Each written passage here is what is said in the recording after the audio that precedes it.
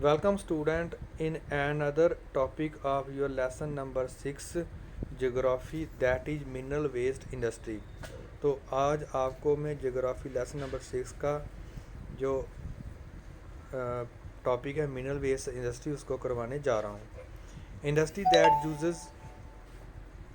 Use mineral and metals as a raw material are called mineral based industry. तो कहता है कि वो इंडस्ट्री जो मिनरल और मेटल्स का इस्तेमाल करते हैं एज ए रॉ मटेरियल, उस इंडस्ट्री को हम बोलते हैं mineral based industry. Iron and steel industry सबसे बड़ा नाम है जे मिनरल बेस्ड इंडस्ट्री में। The iron and steel industry is the basic industry as it provides all type of machinery to run all other industry. तो कहता है कि जो आयरन और स्टील इंडस्ट्री है ये बेसिक इंडस्ट्री है, क्योंकि जितने भी बाकी वाले जो कारखाने होते हैं तो वहाँ पर आयरन और स्टील ही लगा होता है, इसलिए इसको हम बेसिक इंडस्ट्री कहते हैं। Steel is needed to manufacture a variety of engineering goods. तो इसी तरह से जो स्टील होती है, आपको पता है कि वो आजकल जो तकरीबन जो चीज़ें हैं वो स्टील की बनी होती, जिसमें इंजीनियरिंग गुड्स आ गई, आपकी कंस्ट्रक्शन का मटेरियल आ गया, जहाँ डिफेंस के रिलेटेड कोई चीज़ें हो, गाड़ियाँ हो, गोला बारूद हो, तो वहाँ पर स्टील का इस्तेमाल होता है। मेडिकल इक्विपमेंट जो होती है वहाँ पर स्टील का इस्तेमाल होता है। टेलीफोन का, जहाँ जो साइंटिफिक इक्विपमेंट होती है, हर जगह जो है स्टील का इस्तेमाल होता है। नेक्स्ट है production and consumption of steel is often regarded as the index of country's development. तो कहता है कि जितना स्टील का जो प्रोडक्शन होगा और मुल्क के अंदर जितनी स्टील की कंजम्पशन होगी, तो वो भी एक इंडेक्स होता है, वो रिफ्लेक्ट करता है कि कंट्री के अंदर कितनी जो है तरक्की हुई है। India ranks fourth among the world unrefined steel production and producer and largest producer of sponge iron. तो भारत का जो है अनरिफाइंड जो स्टील होती है उसमें चौथा नंबर है, और स्पंज आयरन में भारत का जो है नंबर 1 है। China is the largest producer of steel and also the world largest consumer of steel. तो दुनिया में आज जो चाइना है वो लार्जेस्ट प्रोड्यूसर है स्टील का और लार्जेस्ट कंज्यूमर भी है स्टील का। By iron and steel is a heavy industry. तो कहता है कि जो आयरन और स्टील इंडस्ट्री है उसको हैवी इंडस्ट्री में क्यों गिना जाता है? Because all the raw material as well as finish good are heavy and बल्कि इंटेलिंग हैवी ट्रांसपोर्टेशन कास्ट। तो कहता है कि जो आयरन और स्टील होता है, जो रॉ मटेरियल होता है, जहाँ इसकी जो फिनिश गुड जो हम इससे बनाते हैं वो सारी की सारी जो होता है हैवी होता है, और उसकी जो ट्रांसपोर्टेशन जो कास्ट होती है वो भी ज़्यादा आती है। आगे है छोटा Nagpur plateau region has the maximum concentration of iron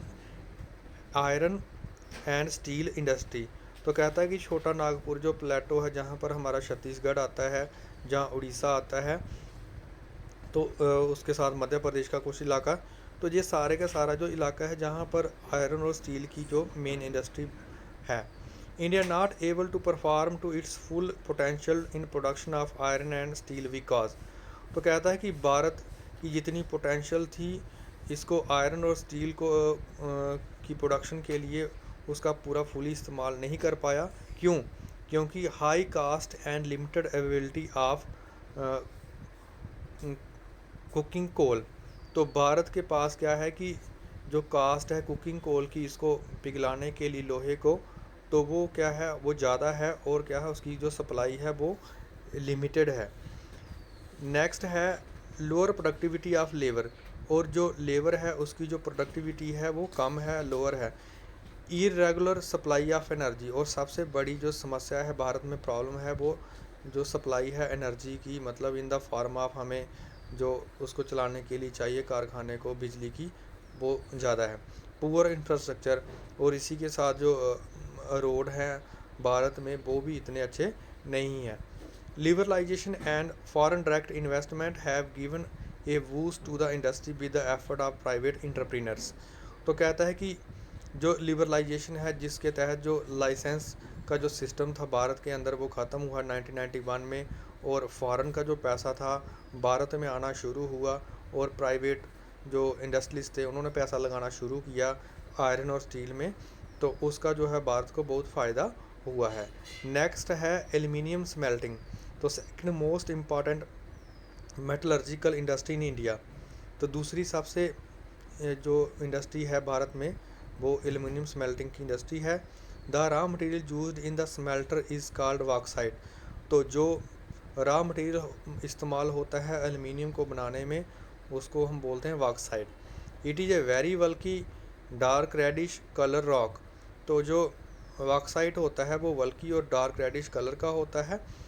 it is light resistant to corrosion, a good conductor of heat, malleable and become stronger when it mix with other metals। तो ये जो आपकी एल्युमिनियम होती है ये लाइट होती है और इसका जो करोजन भी नहीं होता है, इसको जंग भी नहीं लगता है इतना ज़्यादा, और इसमें जो है कंडक्टर ऑफ हीट और इलेक्ट्रिसिटी है, और इसको बना के इसको मतलब इसकी हम शीट बना सकते हैं, और ये बड़ा स्ट्रांगर हो जाता है जब हम इसको दूसरी मेटल के साथ मिक्स करते हैं। Use to manufacture aircraft utensils and wires.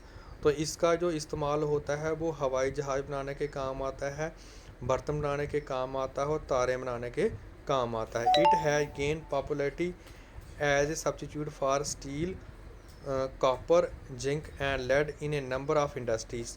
तो जहाँ पर अगर हमें कमी होगी स्टील की, कॉपर की, जिंक की, लेड की, तो उसकी जगह पर हम आज जो है एल्युमिनियम का इस्तेमाल कर रहे हैं।